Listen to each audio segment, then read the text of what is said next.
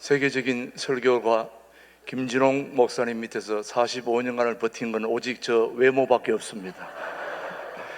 오늘 그 내용은 크게 기대하지 마시고 인물의 은혜 받을 수 있는 복된 시간 되길 바랍니다. 여러분, 신구약 성경 66권은 우리에게 두 가지를 교훈합니다.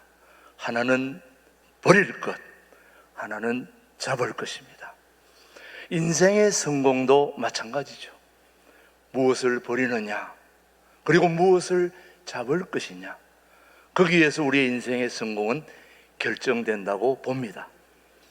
우리 신광두레교회는 신광이 두레를 잡고 두레가 신광을 잡았기에 오늘 이렇게 순회 헌신 예배를 2번씩이나 드릴 수 있게 됐지 않았습니까? 우리 하나님께 영광의 박수 한번 올려주시죠. 예, 감사합니다. 축복합니다. 신앙생활은 더욱더 그렇습니다. 무엇을 버리고 무엇을 잡아야 할 것인가를 아는 사람들은 신앙생활을 잘하는 사람들입니다. 그리고 그런 사람들이 하나님을 기쁘시게 하는 사람들이 아니겠습니까? 오늘 여기 계신 모든 분들이 버려야 할 거 버리고 잡아야 할 거 잡을 줄 아는 지혜로운 성도들이 되기를 주님의 이름으로 축복합니다. 우리 믿음의 선배들이 다 그러했습니다. 버릴 거 버리고 잡을 거 잡은 사람들입니다. 특별히 예수님의 12제자 중에 베드로 그리고 안드레는 무엇을 버렸는지 우리 마태복음을 한번 보실까요? 하나님의 말씀은 우리에게 교훈합니다. 시작. 예수께서 이르시되 나를 따라오라. 내가 너희로 사람을 낚는 어부가 되게 하리라 하시니 곧 그물을 버려두고 따르니라. 베드로와 안드레는 예수님을 따르는데 가장 결정적으로 장애물이 되는 그들의 생계를 다 버려두고 더 좋은 생계를 주시는 예수님을 잡을 수 있었던 거죠. 그래서 그들이 오늘까지 우리의 입에 오르내리고 있지 않습니까? 계속해서 다음 말씀을 한번 보시죠. 시작. 조금 더 가시다가 세베대의 아들 야고보와 그 형제 요한을 보시니 그들도 배에 있어 그물을 깁는데 곧 부르시니 그 아버지 세베대를 품꾼들과 함께 배에 버려두고 예수를 따라가니라. 그물도 버리고 생계도 팽개치고 그리고 그들의 부모, 친척까지도 다 버리고 예수님을 따르는 결단을 했던 거죠. 오늘 저와 여러분도 여러분의 먹고 살만한 것을 버리고 가족들과 또 여러분들이 잡아야 할 소중한 것들을 다 내려놓을 때 이 모든 걸 더 책임져 주고 이끌어 주고 또 여러분의 생애를 책임져 줄 주님을 만나는 역사가 있게 되는 거죠, 여러분요. 그런 축복이 있게 되기를 바랍니다.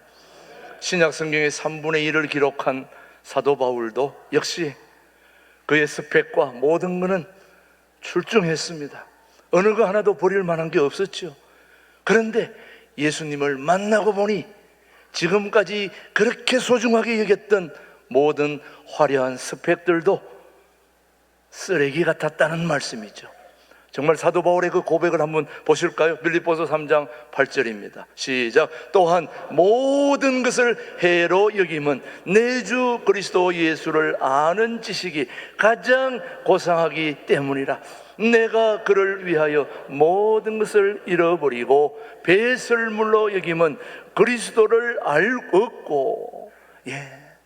예수님을 만나고 보니 나머지 그의 그렇게 소중하게 여겼던 그의 모든 스펙, 그리고 그의 가문, 그리고 명예, 그리고 시민권 모두가 다 배설물과 같았다. 한마디로 쓰레기와 같았다는 겁니다. 이 모든 것을 쓰레기로 여길 줄 아는 사람은 예수님을 만난 사람들입니다. 예수님의 소중함을 알고 나면 나머지는 다 쓰레기와 같은 상황이 되는 거죠, 여러분요. 자, 오늘 저와 여러분들이 무엇을 버리고 무엇을 잡아야 하는지, 오늘 본문 출애굽기 4장 4절 말씀을 한번 보실까요? 3절입니다. 시작. 여호와께서 이르시되 그것을 땅에 던지라 하시매 곧 땅에 던지니 그것이 뱀이 된지라. 모세가 뱀 앞에서 피하매. 하나님께서 모세에게 뭘 던지라고 했습니까? 지팡이를 땅에 던지라 했습니다. 여러분, 지팡이는 무엇입니까? 지팡이는 내가 힘이 없을 때 의지하는 게 지팡이지 않습니까? 예. 오늘 여기 계신 분들은 등산할 때 지팡이를 안 짚고 그렇게 가실 분들은 몇 분인지 모르겠습니다. 오늘 오전 예배에도 외부에서 오신 손님들이 몇 분 계셨는데 지팡이를 오늘 짚고 차를 타는데 지팡이를 잘못 땅에 디뎌가지고 차 앞에서 완전히 넘어지기 직전에 제가 붙들었습니다. 만약 제가 안 붙들었으면 오늘 큰 골절되거나 그런 일이 일어날 뻔했습니다. 다행히 지팡이도 하고 간신히 조정했습니다만, 여러분, 지팡이는 의지하기 위해서, 자신의 몸을 보호하기 위해서, 내 힘이 세잔해지고 험한 길을 오르낼 때 필요한 것이 바로 지팡이입니다. 여러분, 저는 여러분들이 지팡이 없이 한평생을 살다가 천국 가기를 소망하지만 때때로 지팡이도 있어야 될 줄 압니다. 광야에서 양을 치는 목자들에게 지팡이는 호신술입니다. 사자나 곰이 나타날 때 이 지팡이를 가지고 그들을 쳐서 없애야지 자기가 기르는 양떼들을 잘 보호할 수 있는 호신의 도구가 지팡이입니다. 그런데 지금 하나님께서는 모세에게 네가 지금 의지하고 있는 것과 스스로 자신을 보호하고자 하는 이 호신의 도구들을 다 뭐하라는 겁니까? 던져버리라. 던져버리라. 아니, 어떻게 그걸 던지면 어떻게 됩니까? 나를 보호해주고 도와줘야 될 지팡이를 더 붙들어라, 더 의지해라, 이렇게 해야 되는데 버리라는 것입니다. 왜 그럴까요, 여러분요?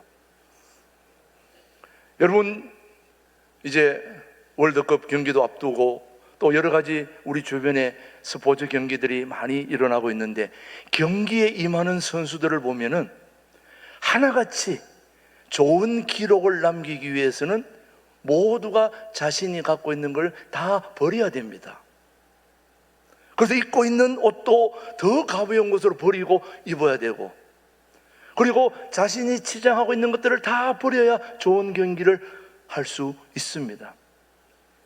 수영선수 중에 한 분이 머리를 완전히 밀고 왔길래 왜 그러냐 물었더니 머리를 쫙 밀어야 앞으로 쫙 나간다는 겁니다. 그만큼 머리까지도 버려야지 좋은 기록을 남길 수 있다고 하는 걸 보면은, 우리가 가지고 있는 것들 중에서 다 버릴 거 버릴 때, 그때에 좋은 경기를 임할 수 있듯이, 여러분이 가지고 있는 모든 호신의 도구들을 다 버릴 때 하나님이 여러분에게 더 좋은 도구를 주시리라 믿는 거지, 여러분요. 주님의 일을 위해서는 우리가 가장 먼저 해야 할 것은 버려야 할 것을 버리는 것이 우리의 영혼을 가볍게 하는 것입니다. 저는 여러분의 영혼이 가벼워지게 되기를 바랍니다. 영혼이 가벼워져서 새털같이 주님을 만나는 일에 아무런 장애가 없을 수 있게 되기를 바라는 거죠. 그래서 우리가 고난 중에 있을 때 가장 먼저 해야 될 것을, 버릴 것을 찾는 것이죠. 뭘 버려야 될지. 그래서 풍랑을 만난 배는 가장 먼저 버려야 할 짐들을 찾게 되는 거죠, 여러분. 제가 오래전에 남양만에서 있을 때에 서울에서 수련회를 온 팀들이 있었는데, 그때 지금은 서해안 도로가 있어서 그 횡당도를 휴게소로 만들어 놨던데 보니까 지금은 그 서해안 휴게소가, 그러니까 횡당도가 되어 있지만은 예전에는 그 섬이었습니다. 횡당도가. 근데 섬이었을 때에 제가 있었던 남양만 할빈교회하고 거리가 약 한 30분 정도 배를 타고 가야 되는 장거리입니다. 근데 수련회를 온 팀들이 수련회를 와가지고 제가 그때 안내를 했는데, 이 안내를 하고 돌아오는 길에 배가 밑에 구멍이 뽕 난 거예요. 알고 봤더니 평소에 그 배를 운전하던 분이 아니에요. 아닌데 그분이 어디 출타하는 바람에 배를 한 번도 안 잡아본 사람이 설 잡아가지고 그냥 갔다 온 거예요. 돈 벌려고. 그래 갔다 오다 구멍이 나가지고 올 때 물을 계속 퍼면서 그렇게 왔습니다. 물을 펴면서도 배 안에 있는 무거운 것들을 다 밖에 버리는 건, 그러면서 오게 되었습니다. 그때 제가 아무리 중요한 거라도 내 목숨보다는 더 중요한 게 없구나. 내 목숨을 건지기 위해서는 버려야 되는구나. 그래서 버릴 걸 찾게 되었다는 거죠. 여러분, 막상 여러분이 가장 어려운 일을 당했을 때 여러분은 빨리 무엇을 버려야 할 것을 찾아야 되는 겁니다. 그래서 영혼을 가볍게 해야 우리 주님 만나는 거죠, 여러분요. 사랑하는 교회 여러분, 지팡이를 던지는 게 상수는 아닙니다. 버리는 게 상수는 아니고 버린 후에 무엇을 잡을 것인가가 중요한 거죠. 바로 잡아야 할 것은 뭔지 한번 말씀을 보겠습니다. 출애굽기 4장 4절입니다. 4장 3절 다음에 무슨 말씀인지 봅시다. 시작. 여호와께서 모세에게 이르시되 내 손을 내밀어 그 꼬리를 잡으라. 그가 손을 내밀어 그것을 잡으니 그의 손에서 지팡이가 된지라. 자, 뭐의 꼬리를 잡으라고요? 뱀의 꼬리를 잡으라. 현대의 과학적 사고로 볼 때 뱀은 도저히 인간의 적수가 될 수 없는 동물 중에 하나입니다. 물론 가끔씩 뱀에 물려 고생을 하거나 생명을 잃는 일들도 있겠지만 뱀이라는 동물이 인류의 적수가 되지는 않습니다. 왜냐? 우리는 그걸 잡아먹기 때문에.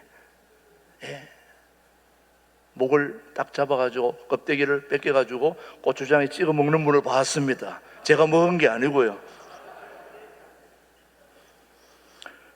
그러나 이 뱀이 사탄의 도구로 쓰임받는 이유는 뱀이 인간을 가장 간교하게 속여서 하나님과 우리를 멀어지게 하는데 쓰임받기 때문에 뱀이 사탄의 도구로 쓰임받는데, 사실은 뱀은 생물 중에 하나지만 뱀을 그런 사탄의 상징으로 쓰이게 되는 거죠. 그런 영적인 의미에서 뱀은 다르다는 겁니다.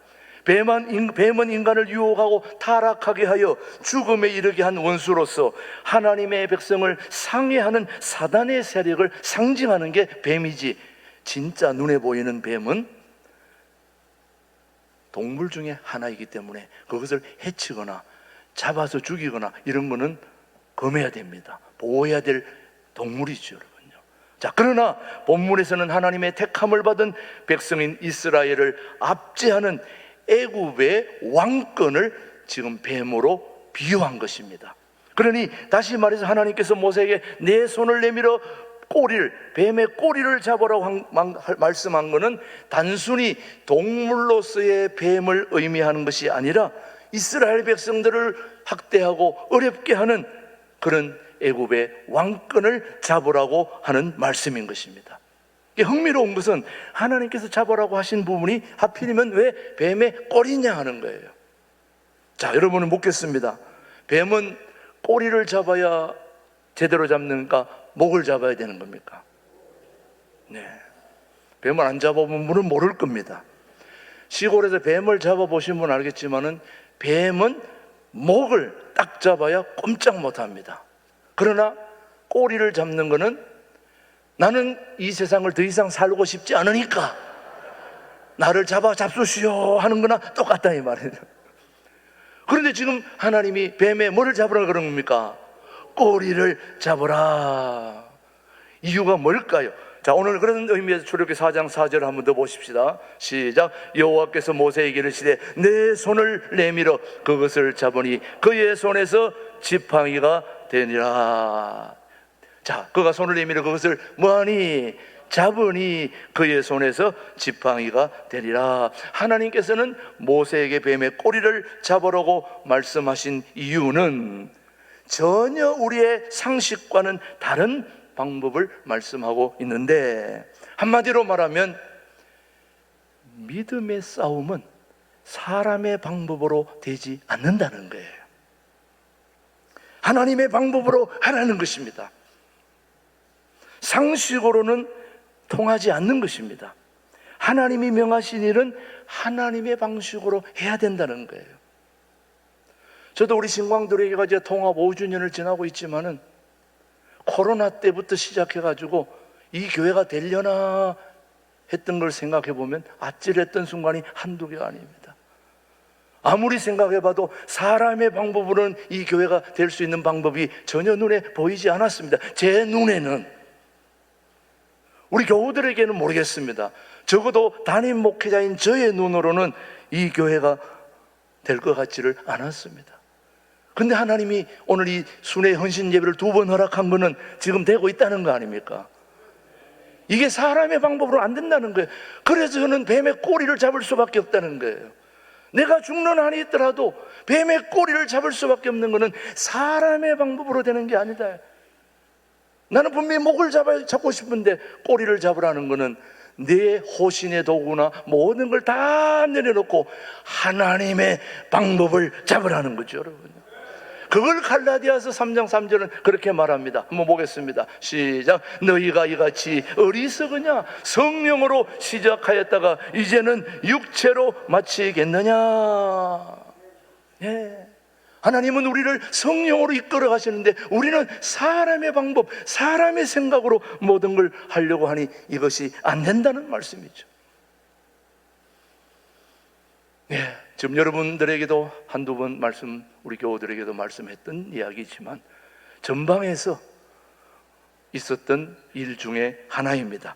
전방부대 인근마을에 살던 젊은이가 불발 터지지 않은 박격 폭탄을 주워가지고 이거는 내가 다시 주울 수 없는 것이니 기념으로 가지고 보관하고 있어야 되겠다. 그래서 그걸 보관하고 있다가 얼마 후에 결혼을 했습니다. 결혼을 하고 신혼살림을 시작했는데 그때까지도 이 젊은이가 이 박격폭탄을 버리지를 못했습니다. 그 사내아이가 생기고 이제 그 사내아이가 기가 막히게 잘 크고 무럭무럭 자라서 초등학교 3학년이 되었습니다. 여러분, 초등학교 3학년이면 얼마나 호기심이 많고 또 얼마나 가만히 있지 못하는 게 온 집안을 다 뒤적거리면서 뒤죽박죽 다 하는데 어느 날 보니까 박격폭탄이 하나 있거든요. 기가 막힌 장난감이 나온 거예요. 이것을 들고 망치를 때리고 벤치로 불러가 그렇게 하다가 이 박격폭탄이 터져버린 거예요. 난리가 났죠. 터져. 그 자리에서 그 아이가 죽고 부엌에서 일하던 엄마도 죽고 결혼한 지 이제 3년, 그 아이가 초등학교 3학년 됐으니까. 그래가지고 그 소식을 듣고 이 남편이 밖에서 일하다가 불이 나게 뛰어왔는데 이미 때가 늦은 거예요. 오면서 계속 버렸어야 되는데, 내가 버렸어야 되는데, 그걸 버렸어야 되는데 이미 때는 늦어진 것입니다. 여러분, 버려야 할 것은 버려야 되는 것입니다. 버리지 않고 있던 그것 때문에 그의 인생이 얼마나 불행했던 것입니까? 사랑하는 우리 신광두레 교회 오신 용천노회 순회헌신 예배 모든 우리 장로님, 또 우리 남성교 회원 여러분, 여러분이 가지고 있는 것이 오늘 어떤 것이라도 그 모든 걸 다 내려놓고 버리고 뱀의 꼬리를, 하나님의 방법을 잡을 수 있는 여러분들이 되시기를 축복합니다. 저는 모든 걸 다 버리고 우리 집사람을 꼭 붙잡았더니 지금 제가 여기 이 자리에 있지 않습니까, 여러분? 여러분, 구체적으로 여러분이 버려야 할 거 다 버리되 지금 살고 있는 아내가 제일 중요하다는 걸 여러분 상기하시면서 그 아내를 붙잡고 사는 한 우리는 천국까지 가게 될 줄로, 예, 그건 마음에까지는요. 좋고요. 우리 집사람 이름이 박성자, 예수님입니다. 버려야 할 거 버리고 예수님을 붙잡아야 우리의 영원한 인생이 보장된다는 사실을 기억하시기를 주님의 이름으로 축복합니다. 하나님 아버지 감사합니다. 우리가 일생토록 사는 동안 버릴 것과 잡을 것을 구분하는 지혜를 주시옵소서.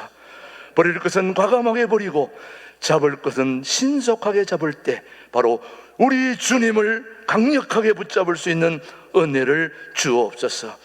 그래서 하나님, 우리 용천노회 순회 혼신 예배를 통해서 주님 사랑하는 우리 용천노회 모든 회원들을 축복하여 주셔서 하나님 아버지, 계속해서 여기저기 순회하며 혼신 예배를 드리는 귀한 우리 남선교회 혼신 예배 모든 가족들이 통일한국을 준비하며 북한의 아버지 하나님 백성들을 주님의 제자로 삼고 전 세계로 복음을 전하는 일에 쓰임받는 그런 축복의 통로인 우리 용천노회 아버지 하나님 순회 혼신 예배 모든 회원들이 될 수 있도록 은혜의 은혜를 더하여 주옵소서. 모든 걸 주님께 맡기오며 예수님의 이름으로 감사기도 드립니다. 아멘.